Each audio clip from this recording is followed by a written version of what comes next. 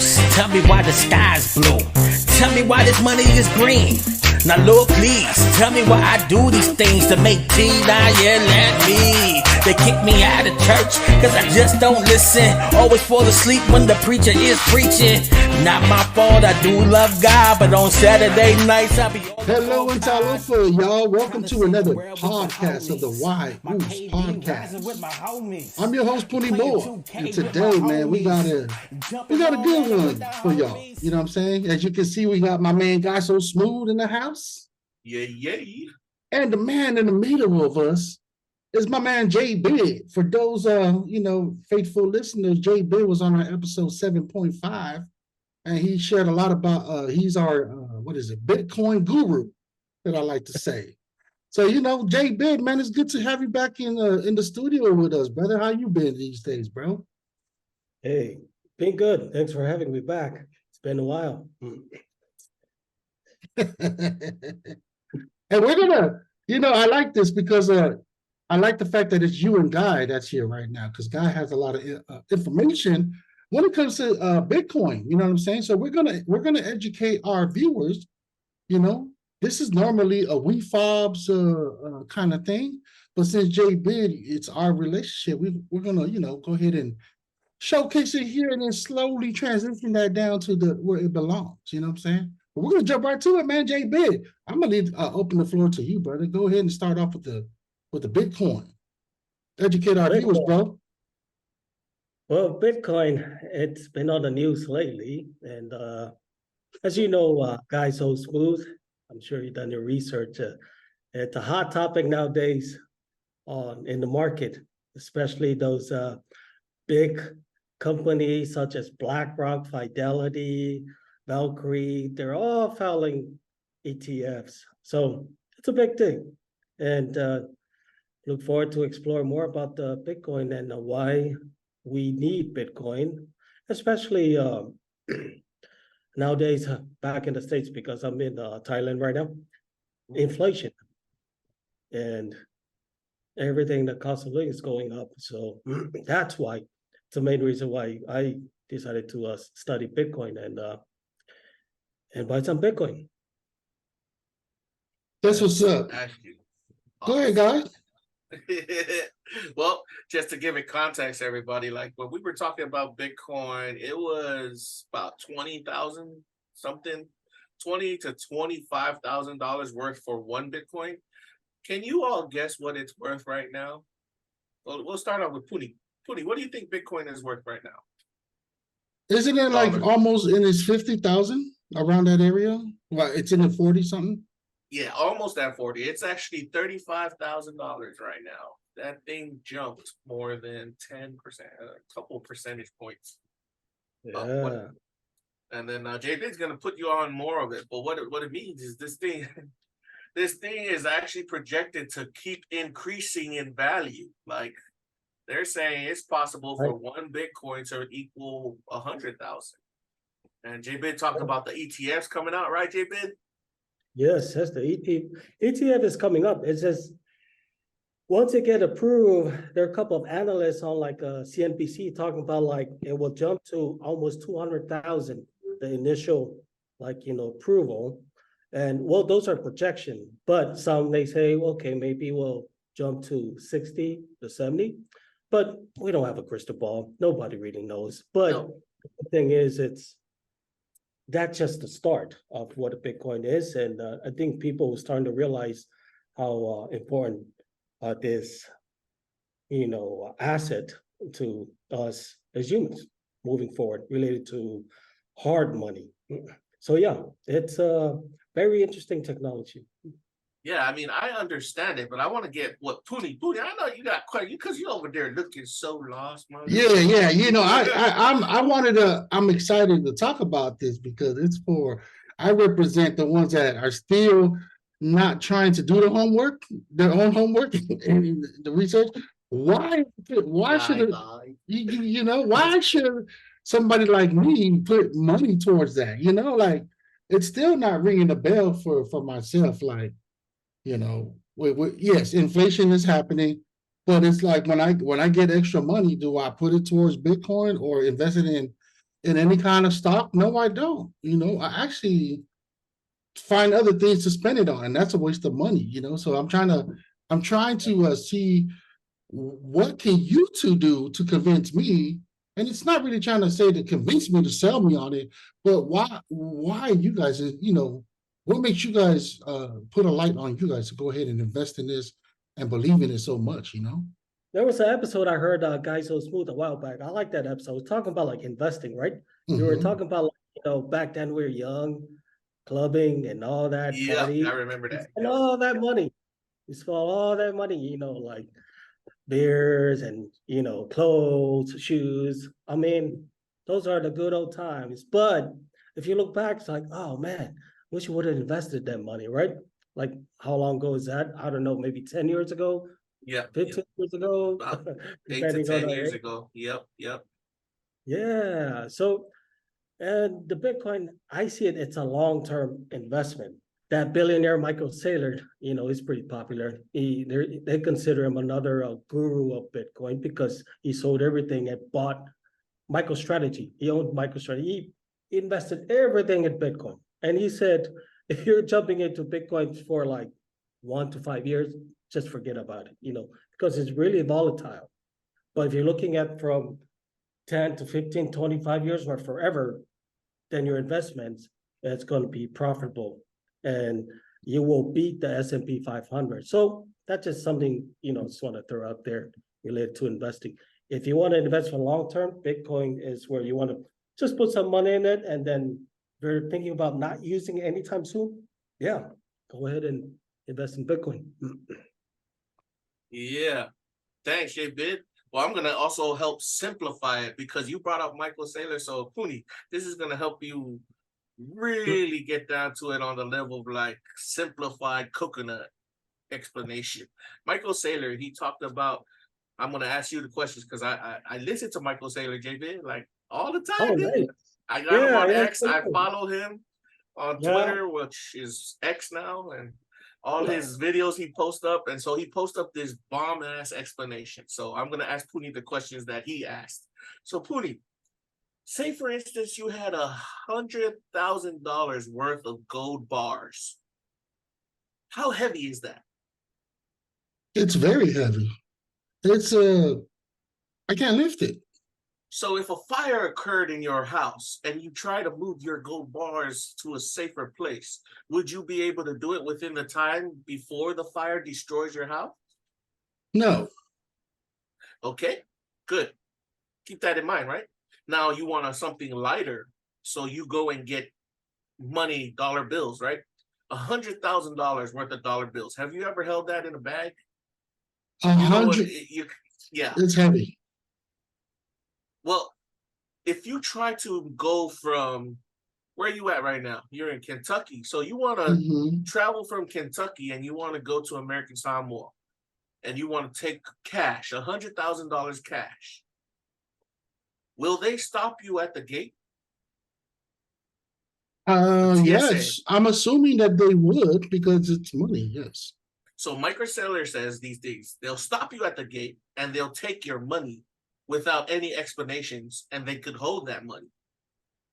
And you cannot get it back. You got to go to court to get it back and pay like a lawyer, pay more money to get your $100,000 cash back. Did you know that? No, so I didn't know that, but yeah. That's how it is. Like if you try to travel with $100,000 cash, the TSA can take that from you without any explanation. Yep. Okay. You try to go and put gold in your house, like you want to put 100,000 in gold. It's not a good idea. Gold is too heavy. What you gonna do it? Like when you try to move it out of your house in an emergency, especially if we have hurricanes going, earthquakes going, tsunamis going, like all of you who live in on islands, right? You're gonna try to move $100,000 worth of gold from one place to the next in that emergency span of time during a natural disaster? I don't think so, right? Correct. That's just impossible. It's frustrating too. Going with it. It's too hard to move that type of money. So you're saying that the security, yeah, it's physical gold, physical dollar bills. But if you have $100,000 worth of Bitcoin and you want to send that money to your uncle or aunt who lives in American Samoa from Kentucky, you can do it in a matter of seconds. Nobody asks about it. Exactly. So which would you rather have? Exactly. I'd rather have that, but it still doesn't. It's the obvious answer. I'd rather go Bitcoin route. Well, I'm asking you this because you want to become a part of the 2% crowd. Correct. When I eventually make So you're gonna be triple walking the around with money. $100,000 in your pocket. No, I would do the Wouldn't Bitcoin you? thing. Bitcoin, they say, is the most secure, most convenient way to carry around big sums of money. I think for people who don't have a lot of money, they can't see the picture just They yet, can't right? foresee. Yeah, exactly. That's what I'm trying to And get to. This is what Jbid is talking about, because you put in little money now. If you can buy yourself, there's an article out there. Now, this is not Michael Saylor saying that. There's another article out there. Jbid, just stop me if you hear anything not right. Go ahead, you're good. There's an article out there that says if you buy 0.01% of a Bitcoin right now, you will be in the top 2% of the world 20 to 30 years from now. Oh, yeah, that's a fact. That I saw that article. Yep. You only own 0.01% of a Bitcoin. I think that's $1,000 or $2,000. I might be wrong, but because the value of Bitcoin has gone up. You own 0.01 Bitcoin. Can I That's jump in? $350, bro. $350 you put into Bitcoin right now, 20 to 30 years from now, you would be one of the top 2%ers of the world. Yeah, so those are the nerds that are all like into Bitcoin, the tech savvy people, and those are the ones they were even on the pockets. I saw that article, and they're just projecting this Bitcoin 20 years from now, you'll be that 2%. And the reason why they say that because they were talking about the royal families in the you mentioned that Puni Moa, like the royal families in Europe, right? Have you ever wondered why they're right? Because they own London, they own these properties, and they never sell it. And what people do, they come and rent it, buy. So they still own it to this day. So as like New York, if you go back 20 years ago, wouldn't you want to buy a little bit block in New York? Correct. Yes, absolutely. Yeah, I mean, back then, like what, 20, 30, I can't remember. You would want to own that right now, that property, because right now it's worth a lot more, because that's where the stock market is, where everybody is at. So same thing with Bitcoin. So right now it's still early. So if you wanted to invest in it, 20 years from now, it's going to worth a lot more than what people realize. Nice. Yeah. So is this registering, bro? Is this registering? Yeah, it's registering. I just wanted to see I'm just looking out for the broader audience, because I believe this is not just me. I'm just feeling like as a whole, sometimes people, it takes them a certain life of what they event that they got to go through in order for them to start looking into this. And by the time they want to invest in Bitcoin, it's a little bit too late, So it's just really just trying to open the horizon of people's mind to venture out and really think of, or just to convince them, because I'm already convinced. I just don't have the funds to really drop the money down to do stuff like that. But what I'm trying to say is, for us typical islanders, go ahead, bro. Go ahead. Just to keep it, for all the WEFOBZ Nation, we are not financial advisors of any sort. We don't pertain to be professionals in the field. But we're just entertaining, educating you all on the plausible plays that we're doing. Go ahead, Puni, take it away. I just want to I like that disclaimer in. I love that you put it that way, because that's really what we're all about, right? It's just giving out information. It's one of them things. It's kind of like you receive a good news, you experience something new, and you're like, and you're seeing it work. Because Jbid, I know you've done your investment, same with you guys, and you guys actually are talking about it, but you see the profitability, the profit. You guys been profit about it. Why don't you guys talk to our viewers about that part? You know what I'm saying? Like, it's not only sharing the news, it's actually seeing the actual. It's actually working. You know what I mean? Because a lot of us human beings, we tend to like be a lot more towards like, I need to see a check on it or see, you know, some kind of proof before they even want to, you know, put in their own money in it. Do you guys have any stories about that, or have you seen or are witnessing it of making Yeah, money? I mean, I can start with that. There's a traditional strategy that all the people in the Wall Street talks about, dollar cost average, right? Mm-hmm. And you know, a few years ago, Bitcoin was at almost 70,000. If you want to buy every week, like $10, starting from that time a few years ago till right now, you are profitable. You'll be up by like, there was talking about like 20% or something like that, 15 to 20% around there. And it came from almost 69,000 to 16,700 last year. And it climbed all the way back because of this negative news and all that. So the oldest strategy in Wall Street talks about dollar cost average. That means like you buy every week or every month at the same time. You don't even look at the market. You just keep doing it. It's the same thing with the 401k, the retirement. You just put it in there, just put it in there for 20 to 30 years from now, that compound interest will increase. So everybody in the Bitcoin world right now, they all see they're profitable right now. So that's one. I mean, I'm sure guysosmooth too. Like you're probably profitable too, related to nowadays what the price of Bitcoin is. And yeah, so that's one evidence. I mean, I'm agreeing too related to Bitcoin. Boost, that's why people put in, is because the everyday, you guys, people say it's a gamble, but it's more like when they say you're an investor, you put a little bit of money in with the thought that in the future, that little bit of money will turn into a lot of money to take care of your family for years down the line. Yes. Does that make sense? That's what we're talking about. That's the power of Bitcoin. There's only 21 million Bitcoin in the entire world. Exactly. Okay. Look at this like baseball trading cards. Look at it like give me a football player, bro, or a football player trading cards. Give me somebody, your favorite football player. Brock Purdy. Just to throw it out there. So if there's only 21 Brock Purdy rookie cards in the entire world, and Brock Purdy wins 6 Super Bowls like the other GOAT, Tom Brady, how much do you think each one of those cards are going to be worth? The rookie cards for Brock Purdy. How much? I'm pretty sure a lot of money. I just don't know how much. Because it's so rare, right?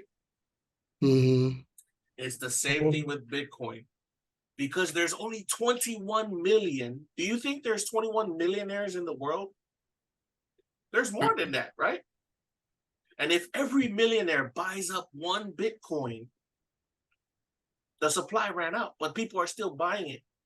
So the price of that thing keeps going up. So you may have paid, like Jbid said, you dollar cost averaging, you paid $10 for a couple of weeks, and you only got about $350 into Bitcoin, which is equal to 0.01 Bitcoin right now. Okay. Does that make sense? Or you lost me? I'm right there with you. I get where you're going at it. Keep going. So you have $350 worth of Bitcoin. Bitcoin is $35,000 right now. When Bitcoin becomes $1 million, do you know how much your $350 will be worth? That's times the $1 million though, right? Each dollar per dollar? Yeah. It will be worth at least $10,000, bro. And That's what a they're lot. saying is Bitcoin can reach $1 million in the next 5 to 10 years. So Right. you only have to wait 5 to 10 years for your 350 to turn into about $35,000. See, Yeah. go ahead. I might have JB. been off a little bit on the math, but that's kind of why No, people see you're making a point of like why people are investing in Bitcoin. that's just one point. And I showed you, you can't move gold around. You Mhm. can't go to the airport with cash. And Jbid brought up the best part. Bitcoin is digital real estate. You're not buying land, because if you buy land right now, this is what Michael Saylor says. You got to pay for the taxes on the land. You got to pay for the maintenance on the land. You got to pay for security of the land. With Bitcoin, you don't have to pay all of that ish. And don't forget about natural disaster on those real Yeah. estate. Especially us coconuts who live on the island. You guys been through natural disasters. You know, Guys So Smooth, you heard about that book, Bitcoin Standard. That was the turning point for me. The Really Bitcoin good standard. book. Yeah, Yeah. I didn't have to hear from it because I everybody who spoke about Bitcoin talked about it. Does that make Oh, sense? yeah. Everybody talked about it. So I went and I listened to the audio of the book, but I'll just give, like you said, we're not Yeah, just break it professional. down. We're Yeah. just trying to research. So it talks about what is money, right? Like, for example, why is diamond and gold so valuable? Like, why is it so valuable to us, right? Versus just any regular rocks out there. I mean, it's Guy So Smooth talks about it. It's scarce, right? It's rare. Yeah. So it talks about like what money is. Money is the medium of exchange of energy. So they went back to history of like humans as they migrate and civilize. They started to use rare things to trade, like a village, Wakamoke. They start trading like thousands of years ago, Western Jewelry, Africa. bead necklaces. Yep. Yes, like the seashells. They trade. They use Seashells. Yep. Yep, and then they also talk about the island of Micronesia, the island of Shout out to our Micronesians.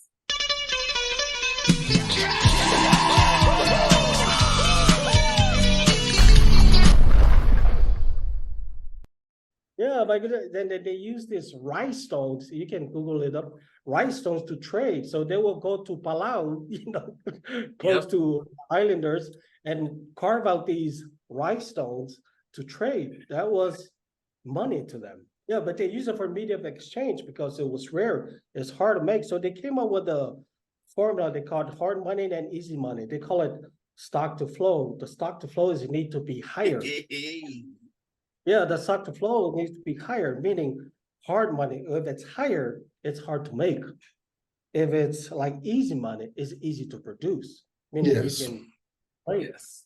So that's what humans have been used to use as money for exchange. But until the Europeans, crazy Europeans, they always landed with the technology, destroyed, devalued those rice stones, the yap, and also in Africa and Asia using those seashells as medium of exchange. So we see that humans over the years, they use rare things to trade. So that's when we start to move into like metals, copper, silver, and gold. The other two, Yep.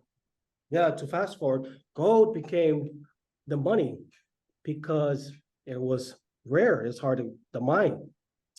But just to, I'm not gonna summarize the whole book, but after World War II, there was a meeting in near Hampshire.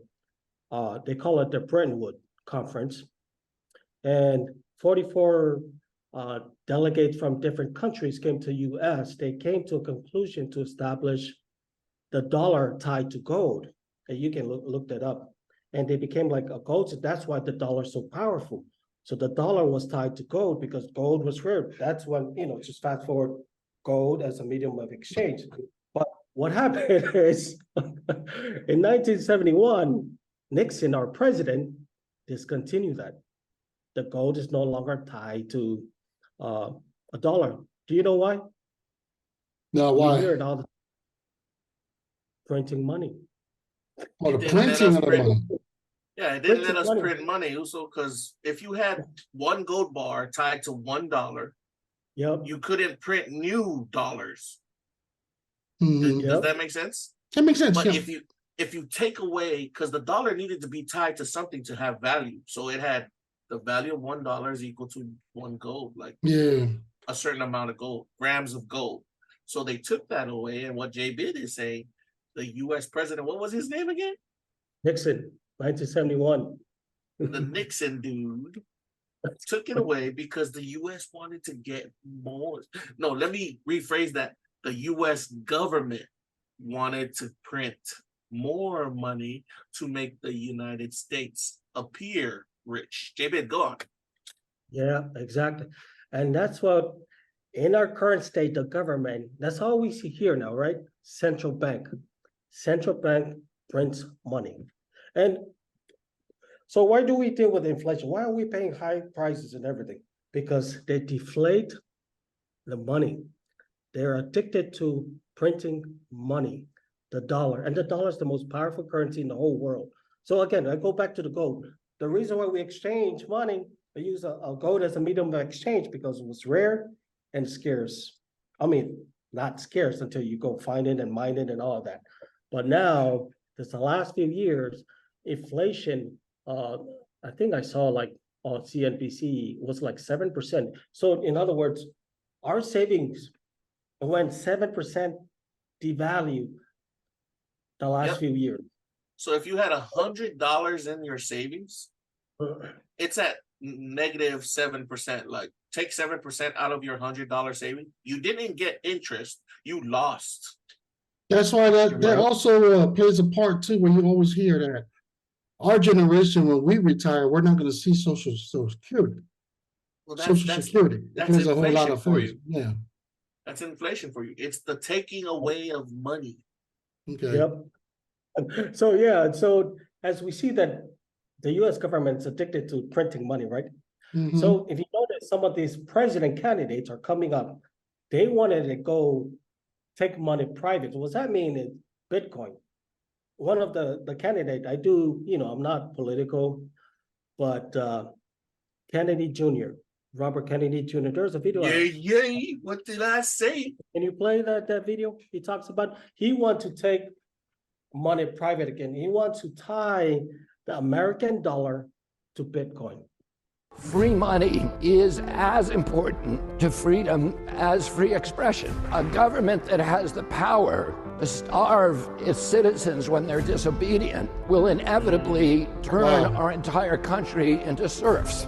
They monitor our every movement, our communications, our every transaction. And the technologies they use to monitor us can also be used to control us. If it has a good enough excuse, the government can now take away all of our freedoms. And guess what? There is always a good excuse. Bitcoin is a bulwark against precisely this kind of government and corporate expansion and intrusion. It has been used to bypass oppressive government controls over the monetary systems, as in Canada and Myanmar. As president, I will make sure that your right to hold and use Bitcoin is inviolable. Yeah, so you see that that's one of crazy. the president candidates. And then there's another one, Ron DeSantis, a Republican. And they're all talking about wanting to take the money back to private, meaning just like the gold standard that was tied to a dollar, that a dollar was tied to Bitcoin. Because the problem that we're having right now is they're printing too much money. And the reason why some of these geopolitical people think that they're avoiding the dollar. You hear about Russia, China make alliance. They're like moving away from the dollar because they're tired of US printing the dollar money. So And deflating, interfering in their It business. kind of explains of why these countries are, trying to move away from the U.S. So it plays man, that's deep. So you really trying to wake up our culture of like really open our eyes of, and the importance why people do go to Bitcoin is because it's kind of like we continue to do what we're doing right now. We're basically just having the government having control of us. But a Bitcoin is kind of a way to like where we can It's take control you of our control home. yourself, yes. Hmm. And I want to Freedom. add to Jbid and what he Crazy. said and that video. You see that video? It showed Canada, right? So they did some pretty shitty stuff in Canada. So in Canada they had truck drivers who were what do you call it? Doing protest against what Canada was doing with the vaccines, because Canada was forcing everybody to go get a vaccine, right? And the truck drivers were like, that's just too much for us. Like, we're doing stuff. There's some people who don't want to do the vaccine. It should be our pro-choice. You know what the Canadian Prime Minister did to those guys, man? He told his government to freeze all their bank accounts. Damn, guys, are we doing this, yo? Are we really doing this? Are we like being Bro, tell it, conspiracies, imagine- or we're really Facts. putting out facts, No. bro? This is facts. That's what's up, bitch. Hey, I'm down for the ride, baby. Keep What bringing out those conspiracy? glucose, buddy. So this is one of the news that, you know, when you follow, you follow. I mean, imagine the U.S. government comes and tells you, you're a drug dealer. We're gonna freeze your account, and you're already guilty, and you didn't have the whole U.S. thing where innocent until proven guilty. That's crazy. So in other countries, they do that. They brought up Myanmar. Myanmar, yeah. Myanmar, shoot, fobbing out. We fob. We'll post that. You know what? Leave it on our content. Go ahead. You know, I'm in Thailand, right? So I just bought a car from a Singapore lady because she's going back to Singapore, and she just told me her bank account, there's some issues going on with the banks. Yeah, the bank account froze. So it seemed like it's a common issue throughout banks now. So, and then if you really get into Bitcoin and some of these Bitcoin maxi philosophies, they're anti-banks. They're all against, like, central banks and all that. So it's almost like you're the own bank. You're the bank. I'm the bank. So when we get our wealth, we can transfer it to Bitcoin and store it in the blockchain. And we're ready to use it. We can pull it back out without a bank or entity that monitor our money. You don't need the middleman, bro. That's why they're so scared. That's why these banks are so scared about this Bitcoin and cryptocurrency in general. Because now I can pay you straight without having to go and do a Visa credit card thingy where they're going to take out a percentage of my money, or without telling the bank, hey, man, I want to transfer my money to this guy, and the bank is going to take like another percentage. Or I don't have to go to an ATM and the bank takes out like $3 freaking. Talking to you, American. So and then also I think did you just mention that your friend in Thailand, that her bank with Swiss Bank or Switzerland has been frozen? Yeah, and it's been a common thing for a lot of international people traveling the world. Yes, Singapore bank. Yeah. So that yesterday. And it wasn't like that before, right? Like banks not like having a phone, like your no, it was like that. It was like, even for us, if you travel, because Jbid's in Thailand.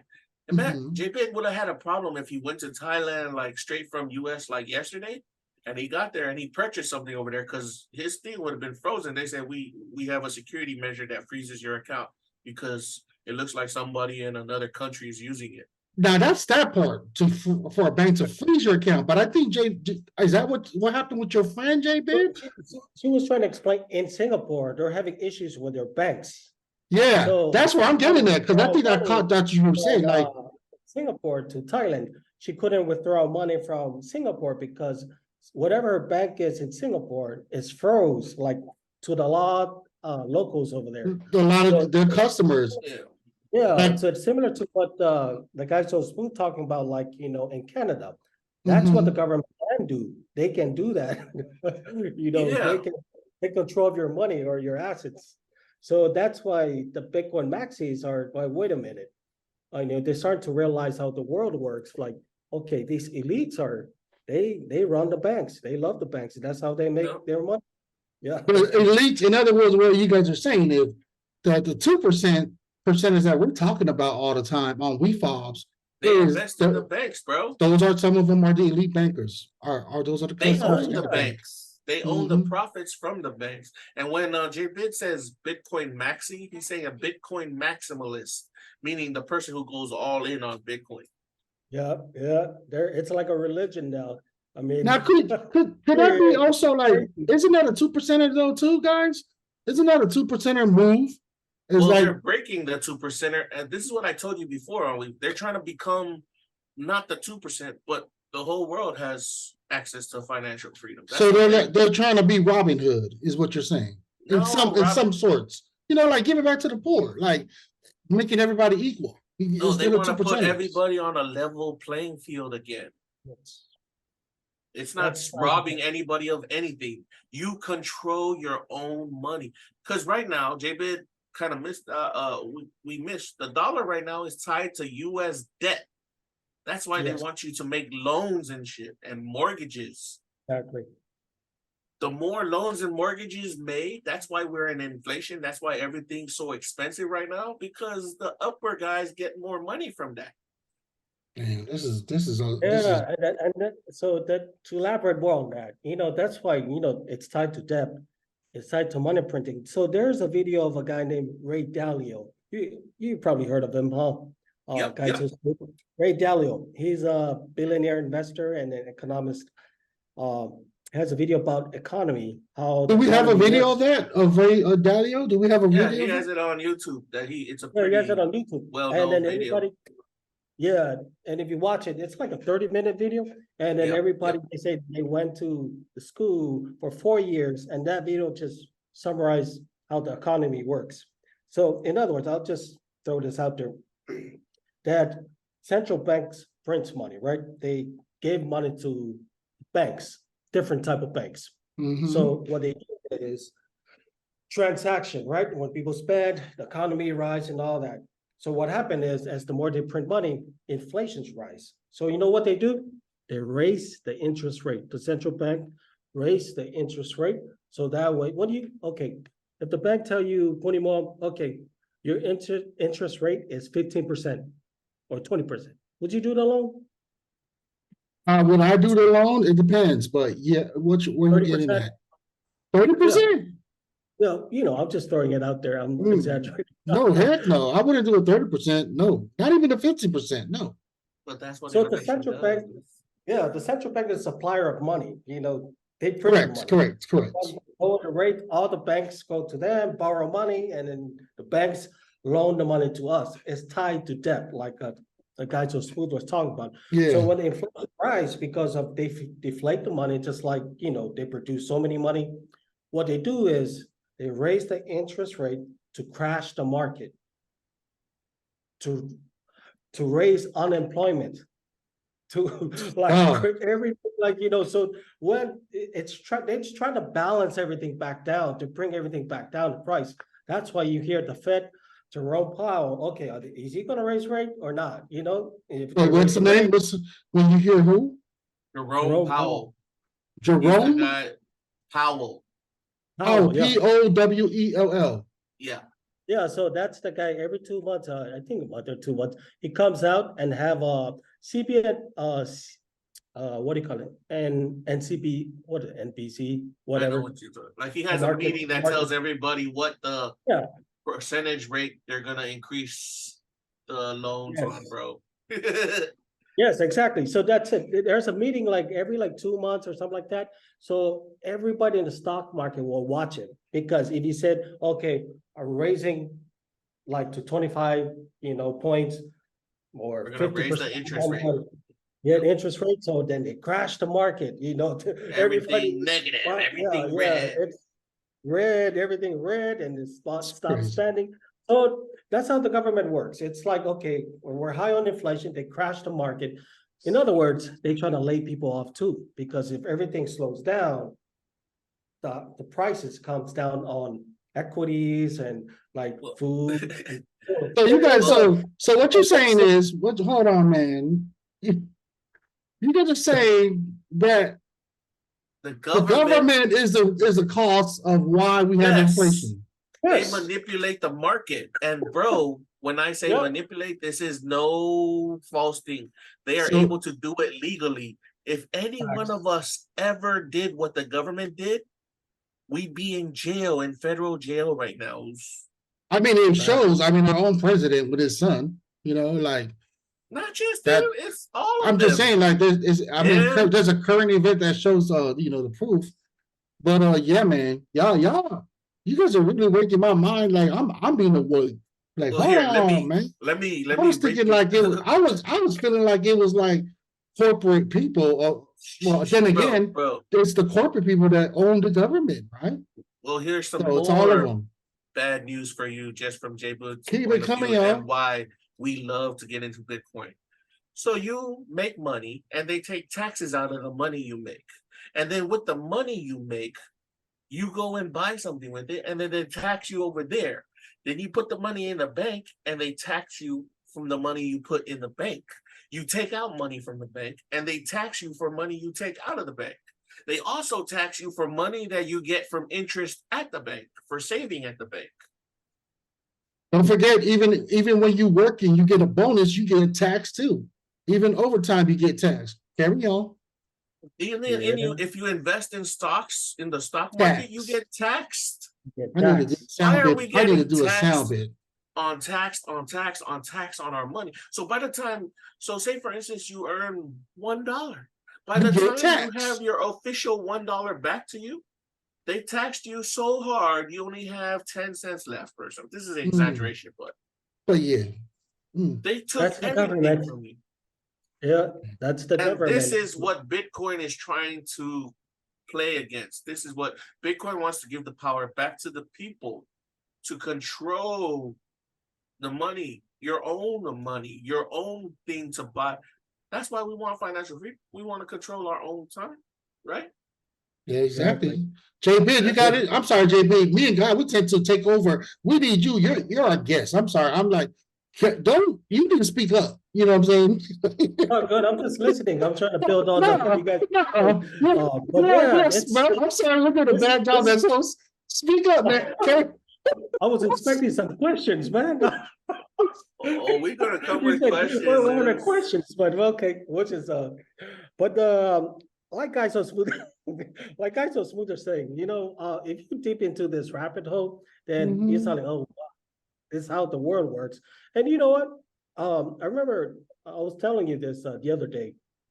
I was listening to Jeff Booth, great book, The Price of Tomorrow. He's a Bitcoin maximalist. That's another good guy. He was talking about don't believe what he says, but he challenged his own belief. He's a technologist and he's an investor, and he's trying to encourage people to do the research and consume as much knowledge of everything. Like, just learn everything. Learn everything. What you're going to realize is you're starting to find patterns of things in life. So, yeah. And related to philosophies and science and all that, you start to see patterns because it acquire a lot of knowledge. So if you go to that deep rabbit hole related to central banks has been around for ages, and it tied to the Knights Templar. No. I don't want to go to the supernatural. I know you have an episode related to supernatural. Allegedly. So it all starts from Europe. Last time we were talking Puni Moa, you were talking about how the religion, how it came, migrates to US. Yes. And so Christianity specifically, yep. Yeah, central banks. Central banks was there was one guy I was listening to, I need to look up his name. He was talking about it started with the monks. The monks? The Catholics. Monks, yes, in Europe. They learn how to what do you call it? Created a banking system. So then there's two big families in Europe. I think the Rothschild and the other family from Portuguese. They started to adopt that system and build banks. If you look up the Rothschild family, it's the biggest bank. They own a lot of banks in Europe. So they became the central bank. So when the United States was, formed, the central bank eventually got into the United States too. So central bank is everywhere, the whole world now. So these elites control the banks. They print money, and then you look at central banks too. They're all private. They're not, they're private, owners, and we never hear about them, but they control the financial system of this world. So unfortunately, we're all manipulated, and then we're all like just going with the system as we're like zombies until we wake up and like, oh, this is how this system works. Oh, okay, you know what? Let me try to, buy some Bitcoin to want to be financial free from this. No further. Yeah. Yep. Guy? So, bro, Mhm. what Jbid is also pointing out, bro, is they own the entire financial system, and they literally manipulate us into what we eat, where we live, what we watch on TV, what we say, what we do. They got their hands into all of that. Why do you think those commercials, these ads that you see that you're always bombarded with, people say like Google, you just whisper something and then all of a sudden it appears on your YouTube like a commercial about, man, I was just thinking about M&Ms. You ever heard that before? Yes, Yeah. because muscle memory. No, but then they listen to your conversations or whatever you're typing, and they will give you advertisements on your internet. Yeah, the algorithm. So it's not muscle memory. It's what do they call that? It's an advertising marketing strategy. It's called marketing, and they take your information and they sell it on. Everything is manipulated from these big superpowers. They're the hand. So allegedly, they're the ones who caused the wars. I'm a believer of that. All government and the 2%ers are the cost of war. I believe in that. And then war, it brings money, especially in countries like. They're the ones who crash the banks. They're the ones who say Bitcoin is bad, cryptocurrency is bad. Exactly.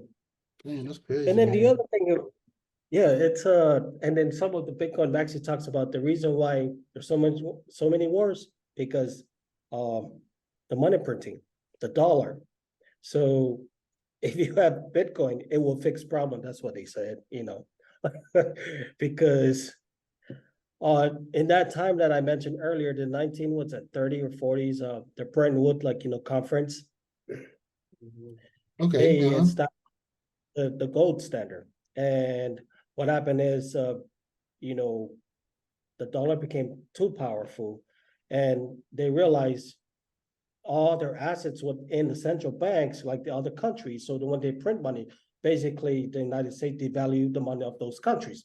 And they also built two entities that monitor the world. IMF, it's called the IMF, and the World Bank, International Monetary Fund. So they're the ones supposedly, when a country goes down, they will loan the dollar to them to reestablish themselves. So they control different parts, everything. Bro, that's why the U.S. says we have a something $1 trillion debt. What they're saying is they owe money to those entities. Yeah. Yeah, and just going back to what guysosmooth was talking about. So they control everything. I was listening to this Dr. Bruce Lipton, biologist. He used to teach in Wisconsin University. And he was talking about his research of making medicines and pharmacy. So he left his good paying job because he was funded by pharmaceutical in the US, and they nitpicking his details. And in other words, they trying to sell drugs, pharmaceutical all over the world. And what they also do is they control the medium. What they wanted to do is make people feel stressed so they can get sick and die. Get sick. So what they do, everything in the media is negative. Everything in the TV is negative. Man, that's that's something that we can definitely cover on another episode, because that's a story of its I know word. Well, bro, it all Oh. leads back to what Jbid and I were talking about with Bitcoin. I mean, let's not get it wrong. Bitcoin, when you get into Bitcoin, it's not easy. You gotta have somebody that knows what they're doing to set up your wallet. You gotta have people that help you, that you trust, or you yourself gotta understand how to keep it secure, because it could be stolen like any Yeah. other money. Like, you can't just go grab Bitcoin and put it in some digital, like, oh, I got Bitcoin, I got it. You got to be careful. And then there's that whole issue where you buy Bitcoin on these things called exchanges, right? And then Yes. we all heard about these exchanges that went out of business. You got to be careful of that. Just the FTX. fact, if you can get a hold of a Bitcoin or part of it and keep it somewhere, that's the whole part. Getting there is, you got to do your own research. You got to do your research, your due diligence. You know, you can practice, like I mentioned the last episode we have, Cash App, Mhm. right? You can practice, you can get like the Tension wallet. Yeah, or- yeah. We'll update the viewers. Just check out episode 7.5. You know, skip all that part, brother. Carry on to the hot takes. There's a few other wallets out there, right? So what do you do? Just YouTube, do your research, how to transfer. It's those long barcodes. So all you have to do is copy and paste. So I encourage to send just 0.001 Bitcoin just to try it out. See if you can move it to that wallet. And then if it goes, then you can send the rest to Yes. And codes. don't get it wrong, there are scams out there too. I've heard of, before I got here in 2020, there was a scam going around in American Samoa about investing in crypto and Bitcoin. Don't fall for that stuff, people. If you Oh, aren't, wow. yeah, there's a lot of people that fall for it, right, bro? Like, Yeah. that's the other reason why they don't go to Bitcoin, Puni, because they say it's a scam and stuff. It is, if you don't know where the source is coming from and somebody else is trying to invest it for you. Unless you yourself, you do it, anybody else trying to ask you to do it is, just treat it as a scam. No, my father-in-law is anti-Bitcoin. And you know what? I don't blame him, because everything, it's a scam and all that. And then my wife and my mother, he doesn't understand. Like, you know what? He's smart. I wouldn't put my money in something that I don't understand. I wouldn't do that. Exactly. Until he does the research, came to realize what it is, then okay. Don't take our word for it. Do the No. research, do due diligence. So yeah. Research. And you know what? Do your due diligence, but fast, because when we hit the millions and you didn't do anything, then you're gonna come back and say, "Man, I should have bought that." Yeah, Right. that's not a good look. So Michael Saylor, he really believes, when I listen to him, he really believes he's doing good for the world. That's his contribution for the society of humans, is to go buy some Bitcoin, because he said he wants to die and feel happy that people will buy Bitcoin and they will, benefit for themselves and their families generation after generation. I'll add to that, man. The reason why he feels that way, Puni, is because he made Bitcoin very rare. He owns like a couple $1 billion worth of Bitcoin, right? Remember, I told you there's only 21 million Bitcoin. Exactly. And we haven't even talked about like the big dogs, the big whales are coming in. Michael Saylor is a tiny whale. He's a tiny one. So if he owns a couple $1 billion worth of Bitcoin, and there's only 21 million Bitcoin, when all those other guys with big money, imagine the Rothschild who control the world, start buying Bitcoin too.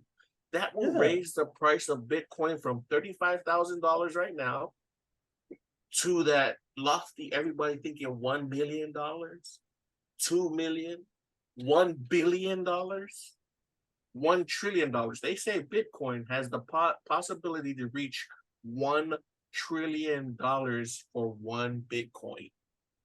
Yeah. If you own 0.01 of $1 trillion. Exactly. So BlackRock, I sent you a video of Larry Fink, the biggest hedge fund in the world. They manage $10 trillion. They said if they would have dropped just 5% of their money, they would have buy up all the Bitcoins. That's just Wow. BlackRock. We haven't even That's talked just about like 5% of their money. yeah, we haven't talked about Fidelity. Fidelity is on the lineup too. You can Google that. ARK Investing. They're all 10 of them. Like all these hedge funds or the They lining up they're lining up for the ETFs. So from now, okay, I haven't even talked about the halving too. Next year is a halving. Halving is a big event for Bitcoin. So from now to next April, that ETFs it's gonna get approved. So that's just one thing will make Bitcoin jump. But the halving event, we can talk about that another time because it's a little confusing. Halving event, that's when the beginning of the bullish cycle of Bitcoin. And usually it'll take like a year or two to go up. It's every 4 years, and then it comes back down and it keeps going up 4 years. Every 4 years, Bitcoin price for the miners will split in half. meaning if you are trying to get you're a miner, because that's how you get Bitcoin. You mine digital problems, people. Yep. And when you solve these digital problems, the reward you get back as a miner is Bitcoin. Yes. What Jbid is talking about right now, for example, this is just a plain example. Right now, one Bitcoin could, say for example, it's equal one Bitcoin, $1. After the halving, it's going to halve into 50 cents, the profit you get back. Yep. That makes Bitcoin more freaking expensive because the miners is paying more money to get the Bitcoin. Bingo. Do you guys, Puni, do you understand? Yes. Bitcoin the price just keeps going up because it gets rare, it gets more expensive, and lots of rich people are going to they're already wanting to buy it. Exactly. And plus, they don't want to deal with this inflation, money printing. Yeah, they don't want governments controlling their money. Yeah. They want to be able to send, hey man, I want to send my $1 billion worth of Bitcoin to that company so I can buy that company over there. No taxes. Exactly. Man, that's what's up, guys. I think we're gonna end our episode on this right here, guys, because I believe y'all both not believe, but y'all was very informative as far as Bitcoin. Well educated.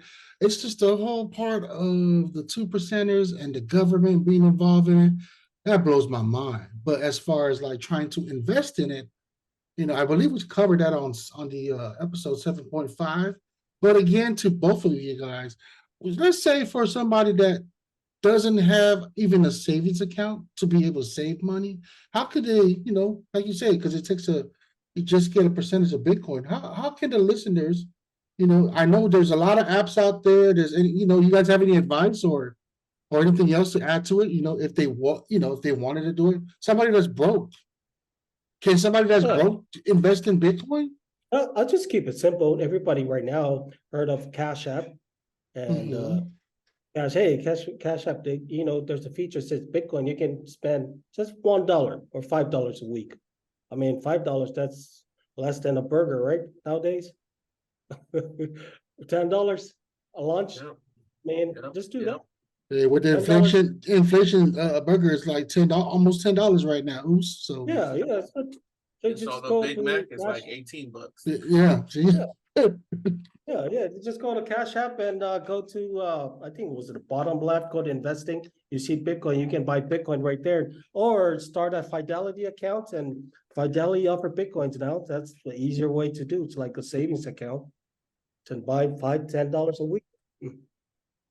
Yeah, I think that was the fastest way, Cash App or PayPal. But I'm a purist, and I go to this is not financial advice once again, people, but I do Coinbase, and I buy it on Coinbase, and then I move it to my wallet. Well, once again, you got to know how to do all that stuff.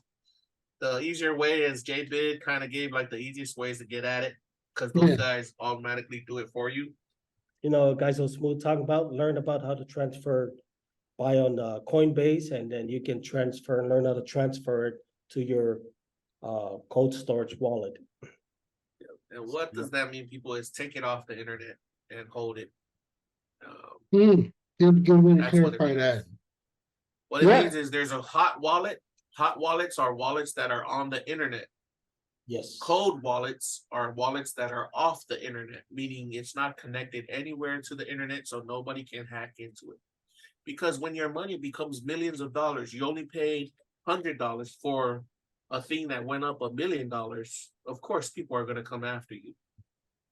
Yeah. And then that's good, guys. And then to close it out, I'm gonna leave this to you two again. And I'm not saying trying to convince the crowd, but why did you, you know, a little short version of why you as an individual went this route, you know, just to close it out for the listeners and stuff. I believe in the diversification of my money portfolio.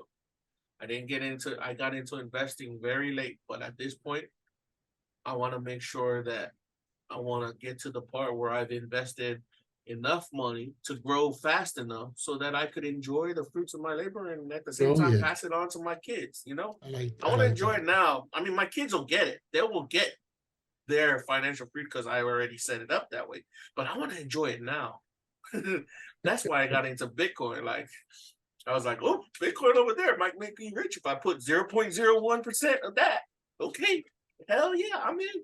Doesn't hurt when if you don't try. You gotta try, right, It's bro? better than, for me, it's better than gambling and playing bingo. Nice. Yeah, like, and it's better than buying $700 worth of beer on a weekend.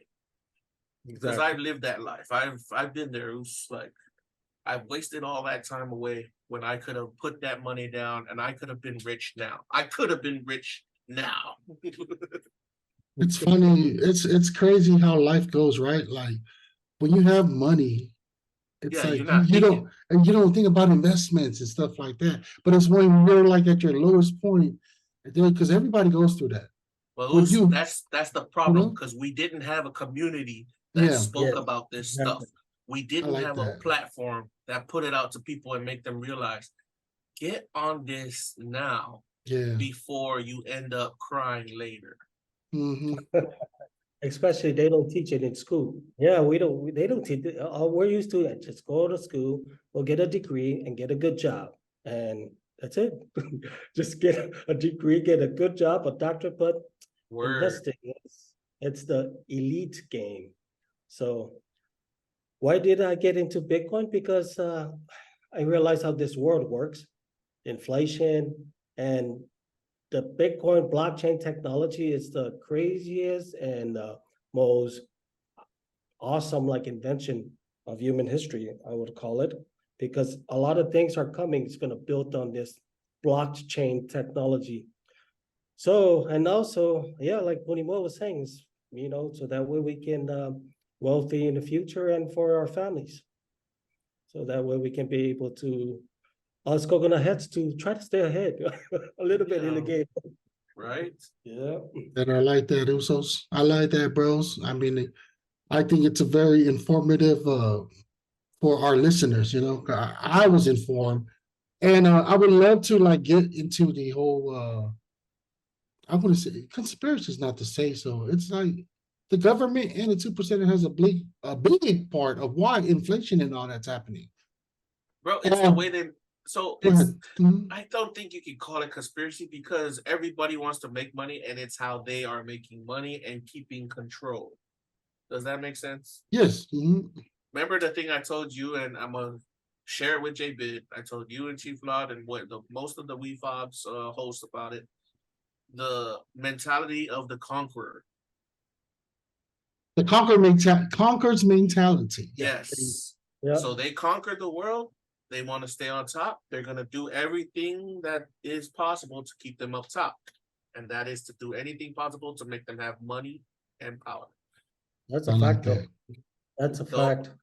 How are we going to get there? Take that mentality and build our own little nation and get up there. Knowledge is power. And support each other on our way up. That's how we get there and stay there. And there you have it, listeners. I mean, you've been you heard from Jbid and guysosmooth educating us, the listeners, you know, on their perspective and their intake as far as when it comes to Bitcoin.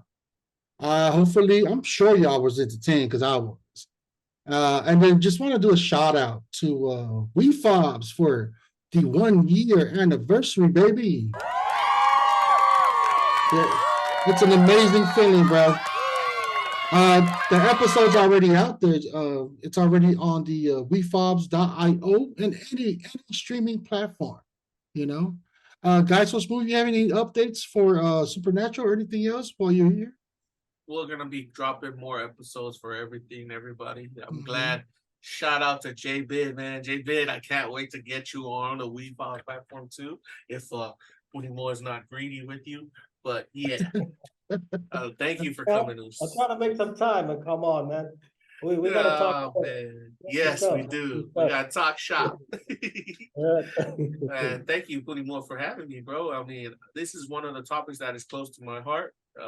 And I love talking about it. And I love that you brought on another host that talks about it. Bro, the future is looking bright. And shout out to you too for educating our viewers and for WeFound, baby.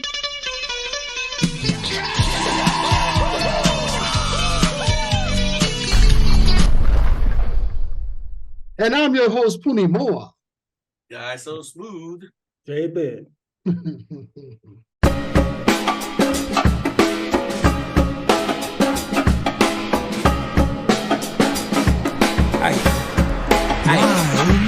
Whyuce, tell me why the sky's blue.